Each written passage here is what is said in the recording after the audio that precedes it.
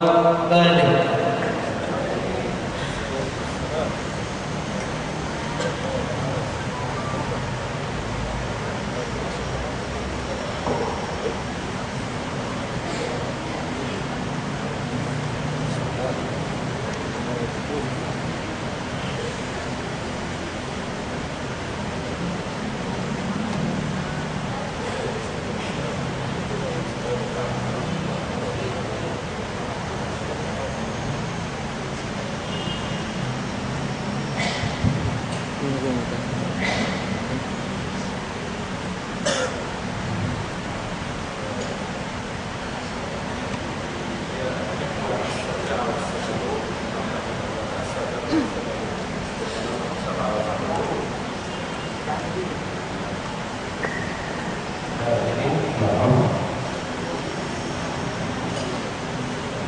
أعوذ بالله السميع العليم من الشيطان الرجيم. بسم الله الرحمن الرحيم. الحمد لله رب العالمين، الصلاة والسلام على أسعد الخلق والمبعوث رحمة للعالمين سيدنا محمد النبي الأمي الأمين وعلى آله وصحبه ومن سار على نهجه واهتدى بهديه إلى يوم الدين. أما بعد، إنه لا من دواعي السرور أن نجلس اليوم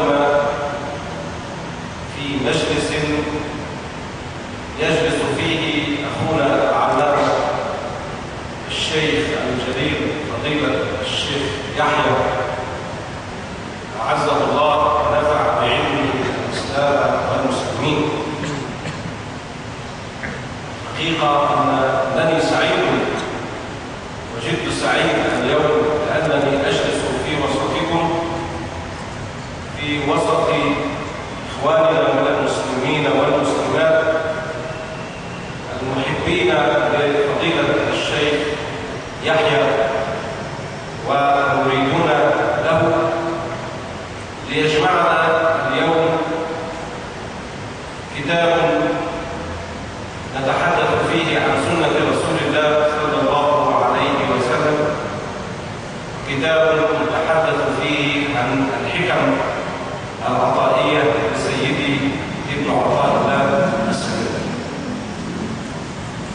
Terlebih dahulu kami mengucapkan puji syukur dan kebahagiaan yang sangat sebesar-besarnya karena bisa hadir di majelis yang mana majelis ini biasa diisi oleh seorang yang alim, seorang al-allamah, maha guru Buya Yahya.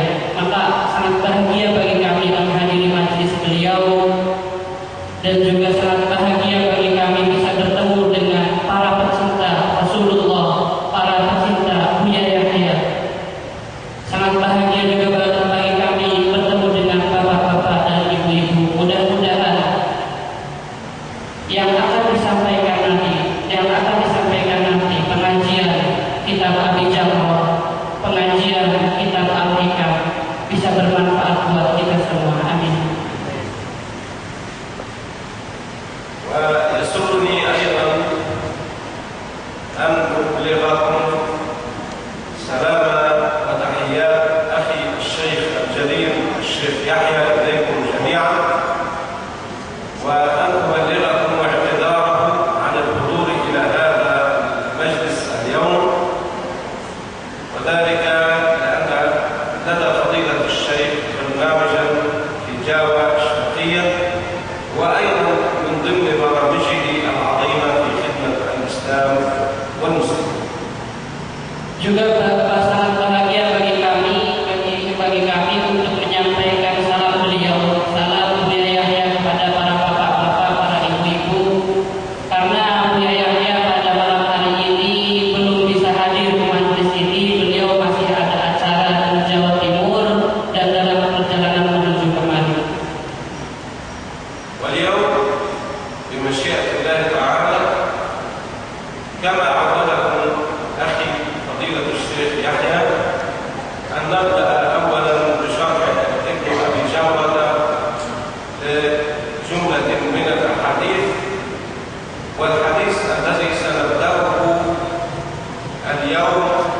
تحت عنوان صدقة المسلم. Dari sini marilah kita simak bersama, renungkan bersama satu hadis yang ada dalam kitab Abi Jamroh, yang mana hadis ini, hadis yang akan disampaikan ini menjelaskan tentang sebuah tema kejujuran, sedekahnya orang Islam, sedekahnya orang Islam. الحديث يقول عن أبي بردة رضي الله عنه عن أبيه أن رسول الله صلى الله عليه وسلم قال على كل مسلم صدقة. فقالوا يا رسول الله فمن لم يجد، يعني من لم يجد عنده صدقة، إنسان لا يجد عنده صدقة يتصدق بها. قال يعمل بيده فينفع نفسه ويتصدق، يعني إن لم تكن عنده صدقة يعمل عملا بيده ويتصدق. قالوا فإن لم يجد، يعني إن لم يستطع أيضا أن يعمل بيده، قال يعين ذا الحاجة الملهوف، يعني صاحب الحاجة الضال الذي يبحث عن ضالته، كأن يكون ضعيفا أو مظلوما ويحتاج من يساعده. قال فإن لم يجد، نحن سنأتي بهذا في الشرح عليه. قالوا فإن لم يجد قال فليعمل بالمعروف وليمسك عن الشر فإنها له صدقة. صدق رسول الله صلى الله عليه وسلم. Hadis ini diceritakan oleh Abi Burdah dari ayahnya bahwasanya Rasulullah Shallallahu Alaihi Wasallam bersabda, setiap orang Muslim itu bisa bersedekah. Sahabat bertanya, wahai Rasul, bagaimana saya tidak menemukan sesuatu untuk saya sedekahkan? Rasul menjawab, bekerjalah, kemudian bersedekahlah. Kemudian para sahabat berkata kepada Rasul, sudah ya Rasul, tapi tidak ada yang bisa kami sedekahkan. Kemudian Rasulullah menjawab, tolonglah orang yang membutuhkan. Tolonglah, misalkan kalau ada orang yang sedang kehilangan, tolong cari barang hilangnya. Kemudian para sahabat bertanya lagi, kami tidak menemukan itu ya Rasul. Kemudian Rasul menjawab, maka berbuatlah kebaikan dan cegahlah dirimu untuk mengerjakan keburukan.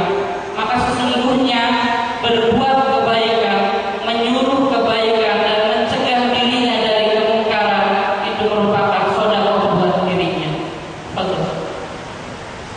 هذا الحديث الشريف يدلنا على جملة كبيرة من المعاني الإسلامية. Hadis ini menunjukkan esensi yang sangat besar sekali, makna yang sangat besar sekali bagi umat Islam. المعنى الأول هو ما جاء في أول الحديث، قوله صلى الله عليه وسلم على كل مسلم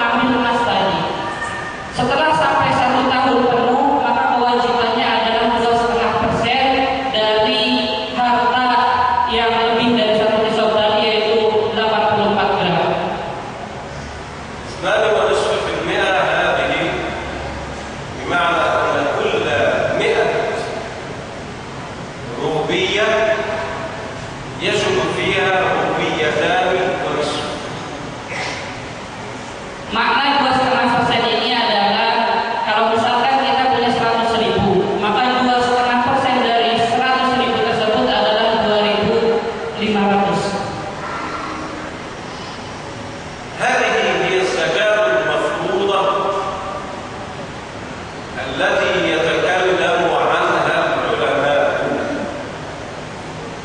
لكن الزكاة الواردة في هذا الحديث ليست هذه الزكاة التي تكلمنا عنها.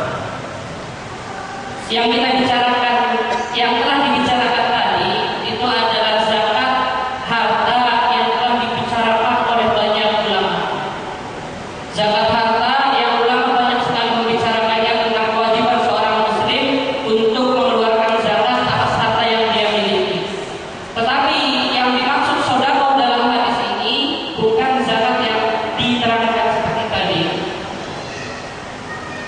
الزكاة التي تكلمنا عنها هي الزكاة المفروضة التي فرضها الله، تسمى بزكاة المال، وهذا هو النوع الأول من الزكاة، ويسمى صدقة أيضا. Zakat harta yang telah dibicarakan tadi yang diwajibkan oleh seorang muslim juga bisa dikatakan sebagai sedekah, tetapi bukan sedekah yang dijelaskan dalam hadis ini. ويدل على ذلك قول الله سبحانه وتعالى: خذ من أموالهم صدقة. Terbukti bahwa zakat bisa dikatakan sebagai sedekah adalah ada sebuah firman Allah yang berbunyi khudz min amwalihim shadaqatan, yang artinya تطهرهم وتزكيهم بها. تطهرهم يعني تنظفهم، وتزكيهم يعني تنزههم بها. yang artinya ambillah dari mereka orang-orang Islam sedekah. Nah, maksud sedekah dalam ayat ini adalah zakat yang diwajibkan kepada orang Islam, bukan sedekah yang sunnah yang akan dijelaskan dalam hadis nanti. Yang mana zakat tersebut, sedekah tadi, mensucikan hartanya dan mensucikan jiwa pemilik harta tersebut. Nah, dalam hal ini ayat menjelaskan bahwasanya Allah menjelaskan dalam ayat tersebut zakat harta juga dinamakan sedekah. Tetapi sedekah yang dibacakan dalam hadis tadi itu bukan sedekah yang dimaksud dalam ayat khudz min amwalihim shadaqatan tutahhiruhum wa tuzakkihim. هذا النوع يطلق عليه أيضا صدقة. الزكاة، زكاة المال، نسميها صدقة، وقد ورد القرآن الكريم بذلك فقال: خذ من أموالهم صدقة تطهرهم وتزكيهم، والمقصود بها زكاة المال. Seperti yang dikatakan tadi, bahwasanya zakat harta ini juga dikatakan sedekah seperti yang disebutkan dalam ayat Al-Qur'an. والنوع الثاني من الصدقة الصدقة غير الواجبة. هذه الزكاة سميناها، الصدقة سميناها صدقة واجبة. النوع الثاني الذي يتكلم عنه الحديث هو الصدقة غير الواجبة على المسلم، بل هي مستحبة إلى الله. Sedekah yang pertama tadi dinamakan sedekah wajib atau zakat. Nah, kemudian ada sedekah yang kedua yaitu sedekah sunnah, bukan sedekah zakat yang mana nanti yang telah disebutkan dalam hadis nanti, hadis-hadis tadi. يقول الحديث الشريف: قال رسول الله صلى الله عليه وسلم: على كل مسلم صدقة. يعني يجب على كل مسلم أن يتقرب كل يوم إلى الله بصدقة. Hadis ini kalimat awal adalah kulli muslimin sedekah, seolah-olah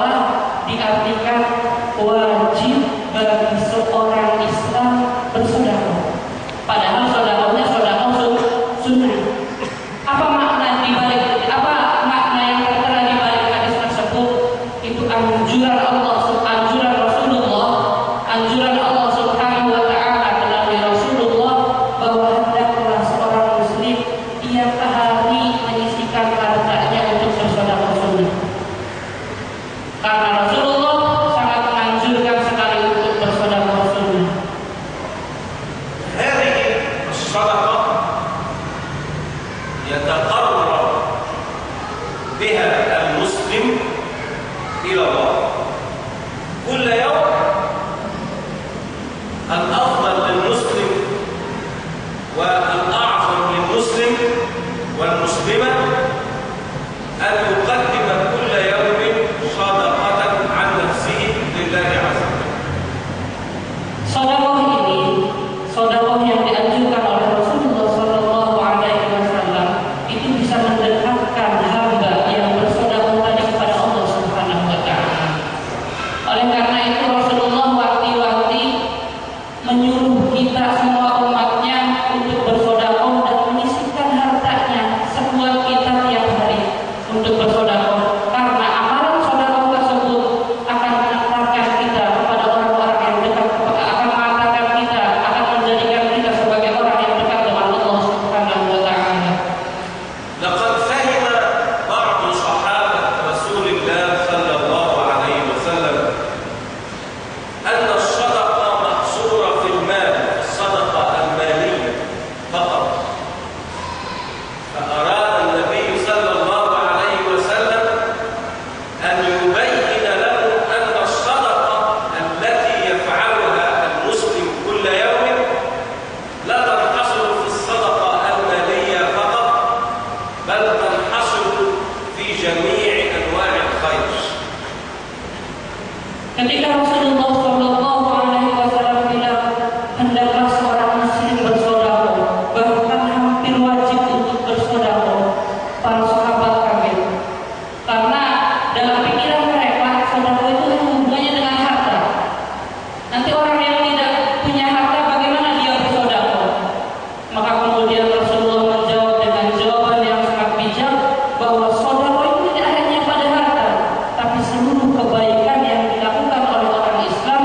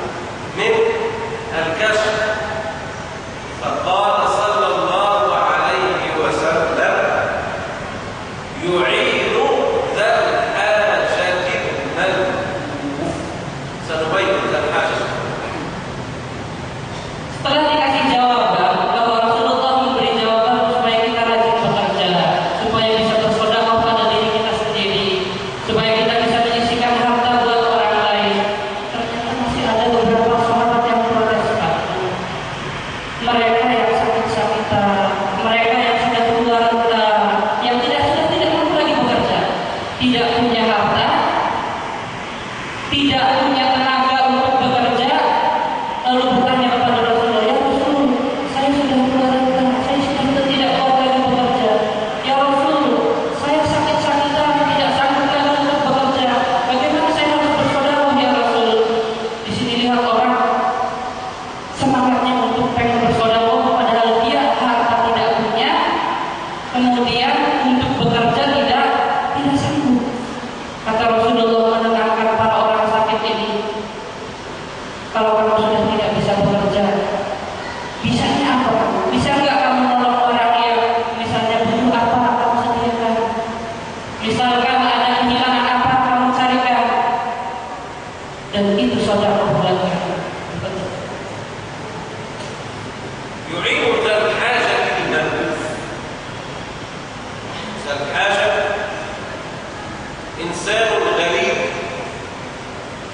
يمر في بلدة مثل شربون، وهو رجل مثلا من جاكرتا أو من بندون، وهو يريد نفذ منه المال أو يسأل عن عنوان إنسان يبحث عنه،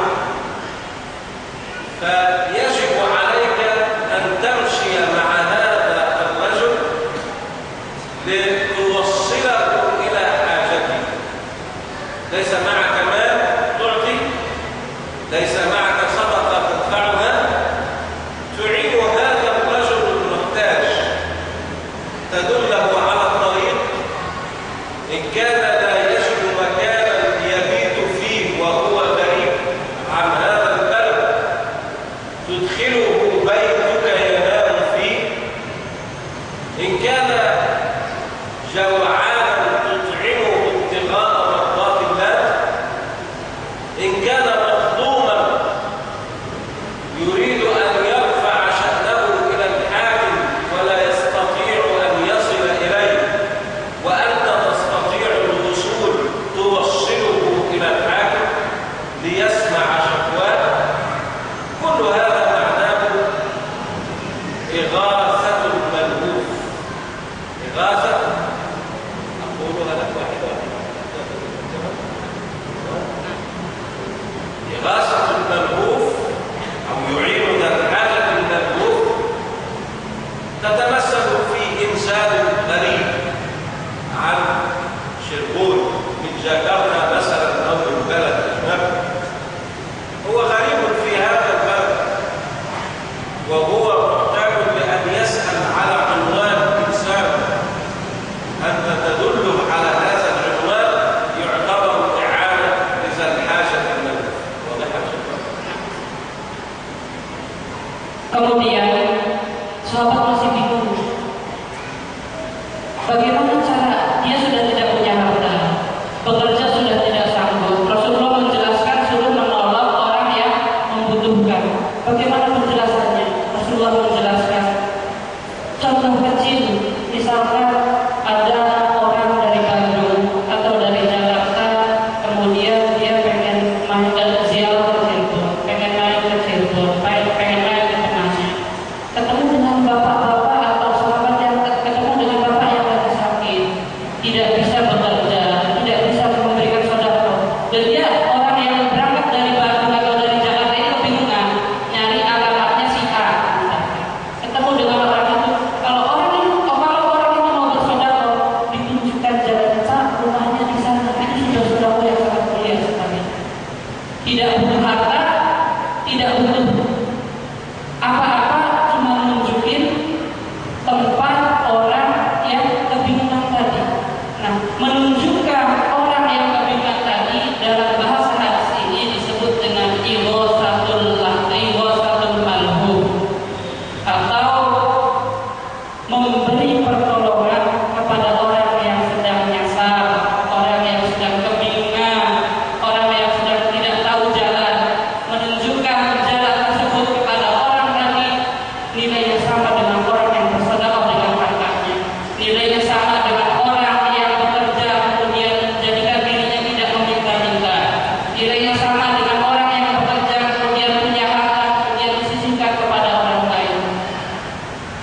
Jawaban itu menjelaskan ketika para sahabat masih bingung karena dia dalam kondisi sakit, tidak bisa bekerja dan tidak punya uang untuk disedekahkan. Maka menunjukkan orang yang tersesat merupakan bagian sedekah yang diperintahkan oleh Rasulullah Shallallahu Alaihi Wasallam. كذلك أيضا الشخص الغريب الذي ينزل في بلد هو فيها غريب لا يجد مكان ينام فيه، لا تتركه ينام في الشارع العام، لما تدخله عندك في بيتك تجعله ينام حتى الصباح طويل، لأن هذا إغاثة للملهوف. Juga contoh lain yang ada di sekitar kita, misalnya ada orang-orang yang tidak punya rumah, orang yang tidur di pinggir jalan. Kalau kita mau bersaudara, ayo Pak, ayo Bu, masuk ke rumah kita, dikasih tumpangan untuk tidur. Kasih tumpangan buat orang tadi sehingga besok bisa segera kembali, sehingga besok bisa melakukan perjalanannya kembali, sehingga besok bisa melakukan aktivitasnya kembali. Kalau dia misalkan orang Cirebon sini nggak punya rumah, tidur di jalanan, kasihan tidur di jalanan, masuk aja sini di rumah saya. Hanya ngasih tumpangan di tidur, itu merupakan sedekah yang sangat besar sekali, yang sangat dianjurkan oleh Rasulullah Shallallahu Alaihi Wasallam. كذلك أيضا من إغاثة الملهوف أن تجد إنسانا ضعيفا أو قد تعطل موتوره، تعطلت سيارته، تعطلت راحلته التي يركبها، وهو يقف يبحث في الطريق عمن يساعده، فأنت أيضا تقف إلى جواره تساعده، فذلك إغاثة لذي الحاجة الملهوف.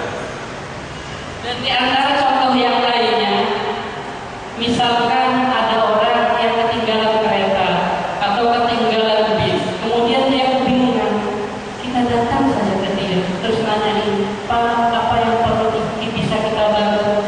Ucapan semacam itu merupakan sedekah yang sangat besar sekali. Sedekah yang sangat dianjurkan oleh Rasulullah. Hanya mengucapkan, Pak, apa yang bisa saya bantu?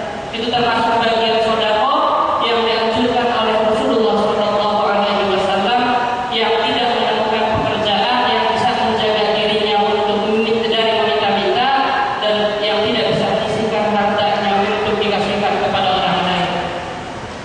وبالجملة يعني إجمالا Nah, كل عمل فيه مساعدة لغيرك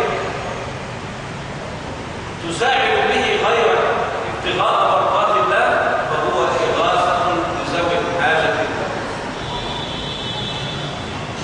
garis besarnya, setiap segala sesuatu, sekecil apapun, kalau itu bisa menolong saudaranya yang muslim, itu bagian dari sedekah ighasatul man. Sedekah terhadap orang yang sedang kebingungan, sedekah terhadap orang yang sedang membutuhkan bantuan, walaupun bantuannya sekecil apapun. Dalam arti sekecil apapun bantuan kita, walaupun hanya menawarkan, Pak, apa yang bisa saya bantu? Bu, apa yang bisa saya bantu?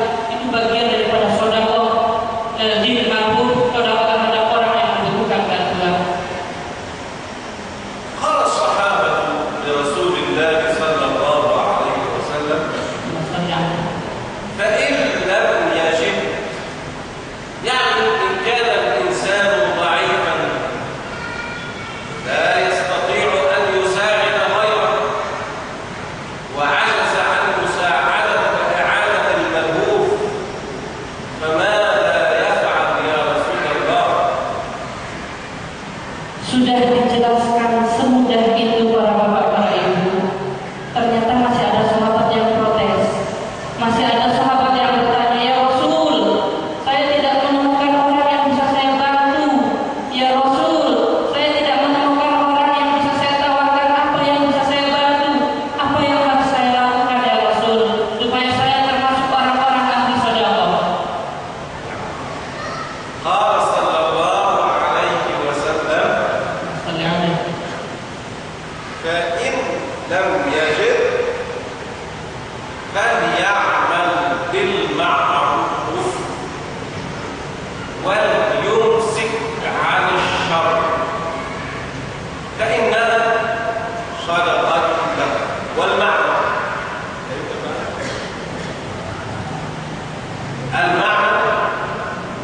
أنه إن لم يستطع ذلك فالنبي صلى الله عليه وسلم يقول له إن لم تستطع فاصنع المعروف، يعني ليكن منهاجك في الحياة، يعني عملك في الحياة عمل للخير وبعد عن الشر. فإذا عملت الخير وابتعدت عن الشر فهو صدقة منك تقدمها لنفسك. Ketika sahabat tadi protes, ya Rasul, saya tidak menemukan orang yang bisa saya tawarkan. Rasul menjawab dengan jawaban yang sangat bijak sekali. Kamu berbuatlah kebaikan. Cegahlah dirimu jangan sampai berbuat maksiat. Sekecil apapun kebaikan kamu, sekecil apapun kamu menahan nafsu kamu untuk tidak berbuat maksiat, maka itu sedekah buat diri kamu sendiri. Sungguh sangat bijak sekali jawaban Rasul. Ditanya, ada yang punya harta, sedekah dengan harta. Tidak punya harta, disuruh bekerja. Tidak sanggup bekerja, disuruh nawari orang apapun. Tidak sanggup juga, ya minimal berbuat baik buat dirinya sendiri, minimal bisa mencegah dirinya sendiri supaya jangan maksiat, jangan menyakiti saudaranya, jangan maksiat kepada Allah Subhanahu wa Ta'ala, karena perbuatan tersebut merupakan sedekah buat dirinya sendiri. نتعلم من هذا الحديث عدة أمور. نتعلم من هذا الحديث جملة من المعلومات. المعلومة الأولى التي يمكن أن نستفيدها من هذا الحديث هو أن يحرص المسلم مع كل صباح، مع كل يوم تشرق فيه الشمس، يحرص المسلم على أن يقدم عملا من أعمال الخير ابتغاء مرضات الله عز وجل. Dari hadis ini kita bisa mengambil pelajaran yang sangat banyak sekali. Di antara salah satu pelajaran yang bisa kita ambil, setiap kali matahari terbit, pikirkan apa yang bisa kita lakukan untuk berbuat kebaikan. Tapi dengan catatan mengharap ridho Allah Subhanahu wa Ta'ala. Dengan catatan ikhlas. Sekecil apapun kebaikan yang kita lakukan, maka itu sedekah khususnya buat diri kita sendiri dan bisa jadi buat kebaikan kepada orang lain. Bisa jadi sedekah buat orang lain. ثانيا لا تنحصر الصدقة في الصدقة المالية، بل الصدقة يمكن أن تكون من المال ويمكن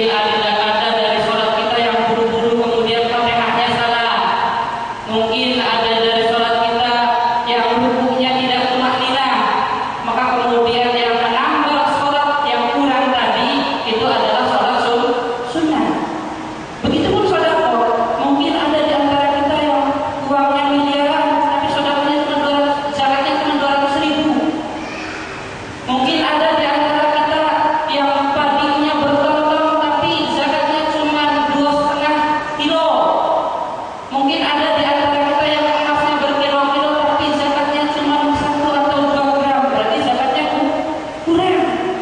Maka sedekah tadi di akhirat bisa menambah kekurangan kewajiban kita. Begitupun amalan yang lainnya, haji. Mungkin haji yang pertama karena belum bisa walaupun sudah ada manasik, tapi setelah di sana wukuf hasanatnya wukuf di Arafah, wukufnya di luar Arafah. Seharusnya melempar jumroh, melempar batu nyampe ke tempatnya, melemparnya nyampe ke orang lain sehingga nggak sah. Maka kemudian ditambah dengan haji sunnah di tahun berikutnya. Itulah pelajaran di antara 3 pelajaran yang diambil dari hadis ini. Yang ketiga, bahwasanya sedekah sunnah dapat menambah, menutup kekurangan sedekah wajib kita, dapat menutup zakat kita. Mungkin di antara kita lupa ketika kita dari dulu yang masih belum sadar nggak pernah berzakat, sekarang bingung hitung hartanya sudah berapa juta kewajiban kita berzakat, maka ayo bersedekah. Karena sedekah tersebut di akhirat nanti dapat menutup kewajiban kita karena kita telah melalaikan zakat kita. Selanjutnya pindah ke kajian kita. الآن بعد أن عرفنا هذا الحديث العظيم وتعلمنا منه هذه المعلومات القيمة الجميلة، ننتقل إلى حكم سيدي ابن عطاء الله السكندري. هذا الرجل من عندنا من مصر، من الإسكندرية، سيدي ابن عطاء الله السكندري رضي الله عنه وأرضاه. هو ولي كبير من الأولياء، له معرفة بالله وثيقة.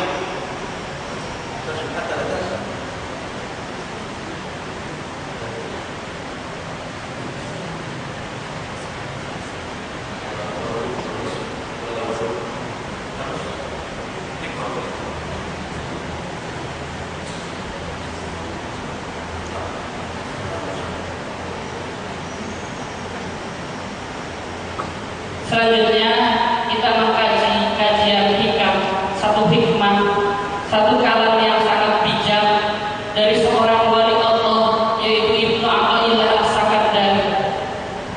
Seorang yang sangat saya kagumi sekali mutiara-mutiaranya, seorang yang sangat saya kagumi sekali tingkah lakunya. Sebuah kitab yang sangat saya kagumi sekali. Mari kita pelajari hikmah yang diungkapkan oleh Ibnu Athaillah As-Sakandari. هذا الموضوع اليوم نتحدث عن حكمة عظيمة من حكم سيدي ابن عطاء الله السكندري رضوان الله عليه. يقول: جل ربنا أن يعامله العبد نقدا فيعامله مسيرا. طبعا معناها صح. معناها صح.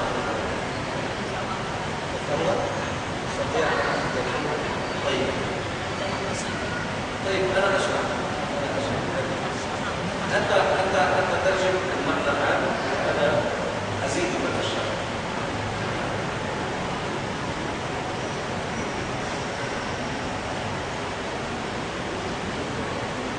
Hikmah yang akan kita pelajari pada malam hari ini yaitu sebuah hikmah yang diungkapkan oleh Waliullah Ibnu Athaillah Sakandari yang berbunyi, Maha Agung Tuhan kita yang bermuamalah dengan kita,